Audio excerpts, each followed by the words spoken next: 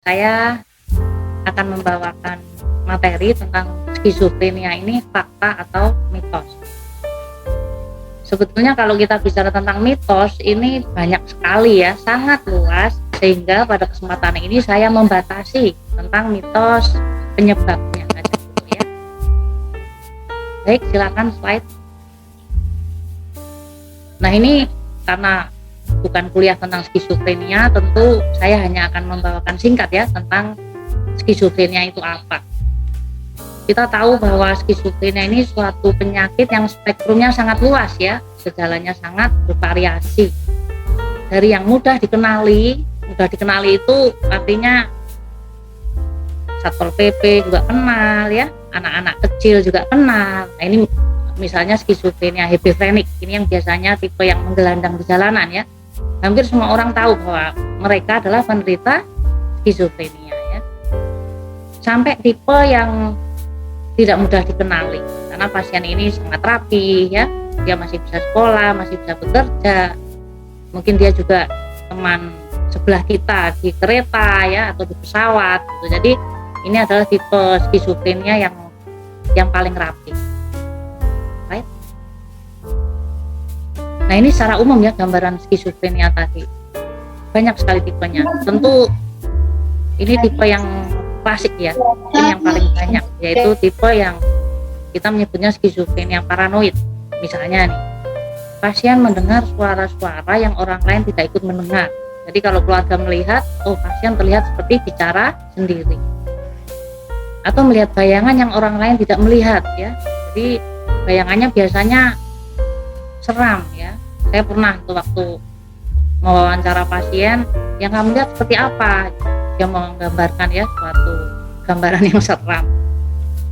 Nah, tentu dengan mendengar suaranya biasanya tipenya ya mengomentari atau istilahnya mengejek ya, suara mengancam, kadang-kala menyuruh-nyuruh. Nah, ini tentu pasien jadi takut ya, seperti ada yang mengikuti, ada yang mengawasi, dan yang mengikuti mengawasi itu biasanya berniat jahat sehingga pasien ketakutan. Kadang-kala dia melawan dengan cara mengamuk. Right?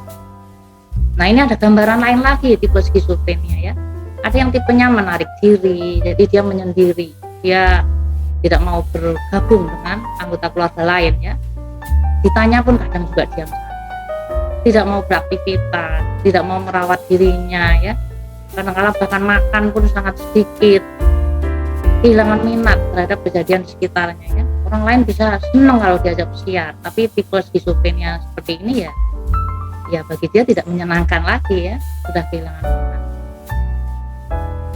Right? Atau tipe yang lain ya, yang seperti gambaran tadi, penampilannya kacau balau, bajunya berlapis-lapis ya, kadang-kala membawa apa itu, barang-barang pribadi lah miliknya ya, kalau istilah orang Jawa gembolan gitu ya. Kemudian bicaranya juga tidak nyambung, perawat dirinya sangat terganggu ya, suasana atau afek, suasana perasaannya yang tidak serasi, kadang-kadang pikiran tidak jelas ya. Dan biasanya tipe ini tipe yang keluyuran di jalanan. Right? Itu tadi beberapa gambaran ya tentang skizofrenia, karena memang sebuah spektrum, jadi gambarannya sangat bervariasi. Kalau kita lihat ya, tipe-tipe skizofrenia ini biasanya akan diobatkan kemana? Banyak pasien-pasien yang kami temui ya, pasien yang baru berobat ternyata sudah lama sakitnya, tapi baru kali ini diobatkan ke medis, karena sebelumnya diobatkan ke non medis ya, atau kita menyebutnya apa, orang pintar, diobatkan ke orang pintar, kadang-kala diobatkan ke pemuka agama misalnya ya. Jadi tidak langsung diobatkan ke medis, karena gejala-gejalanya seperti tadi ya, kok pasien ngomong sendiri gitu ya, ketakutan, nggak ada apa-apa, ketakutan, terus jangan-jangan kesambet atau apalah, karena itu dibawanya ke non medis. Right?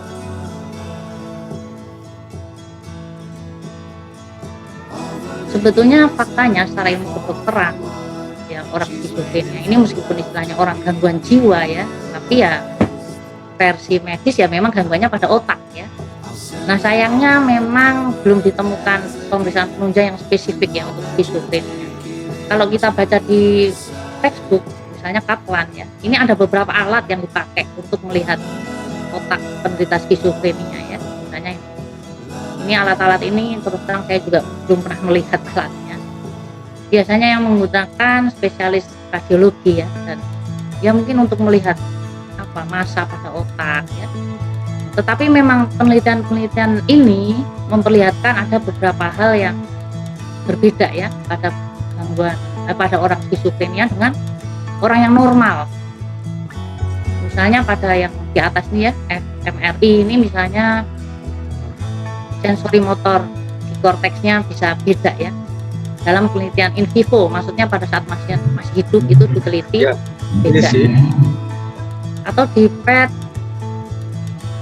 ini uptake glukosanya misalnya itu terlihat beda ya, atau pada spek ini aliran darahnya berbeda, tapi tidak spesifik ya, karena seperti tadi skizofrenia ini gambaran klinisnya sangat bervariasi ya, tentu memang gangguan pada otaknya juga bervariasi. Atau hal lain misalnya teori hipotesis dopamin ya, ini memperlihatkan bahwa oh pasien kok kalau diberi obat-obat yang mengontrol dopamin klinisnya jadi membaik. Jadi memang sampai detik ini belum ya ditemukan pemeriksaan penunjang yang spesifik untuk skizofrenia. Lanjut.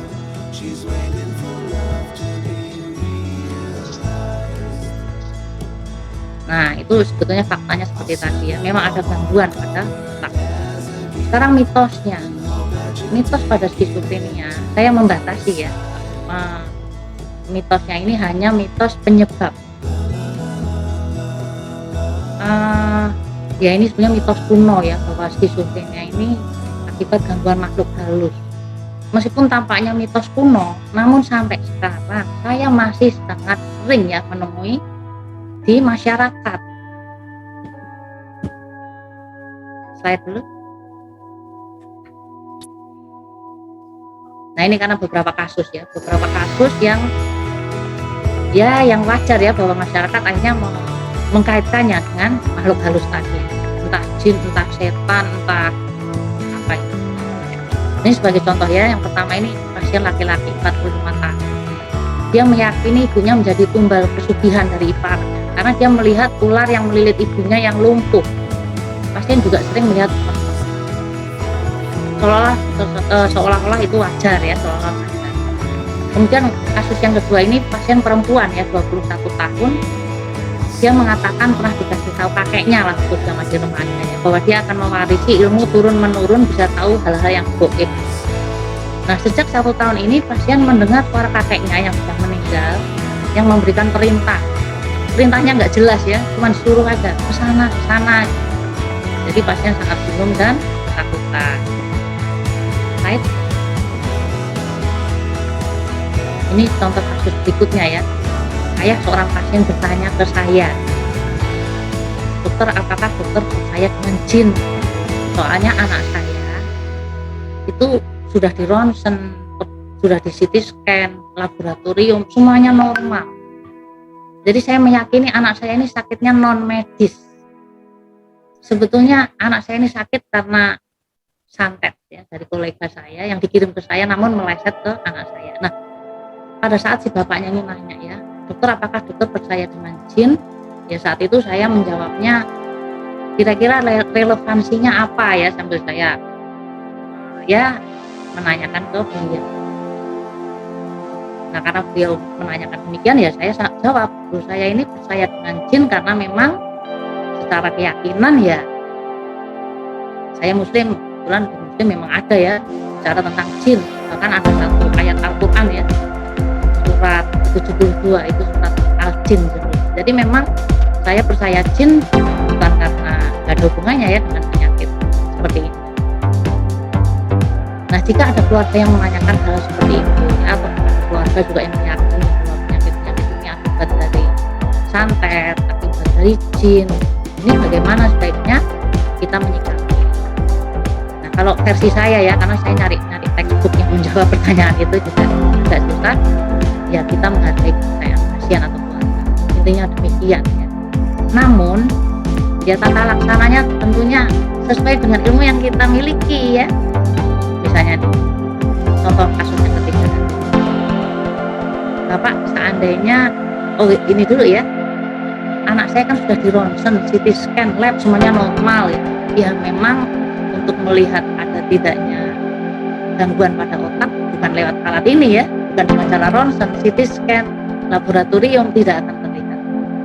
Setidaknya mungkin dengan alat-alat yang sudah saya sebutkan di awal tadi, yang saya juga nggak tahu tuh adanya di mana alat-alat itu. Mungkin RSCM, mungkin katanya di rumah sakit Indah ya.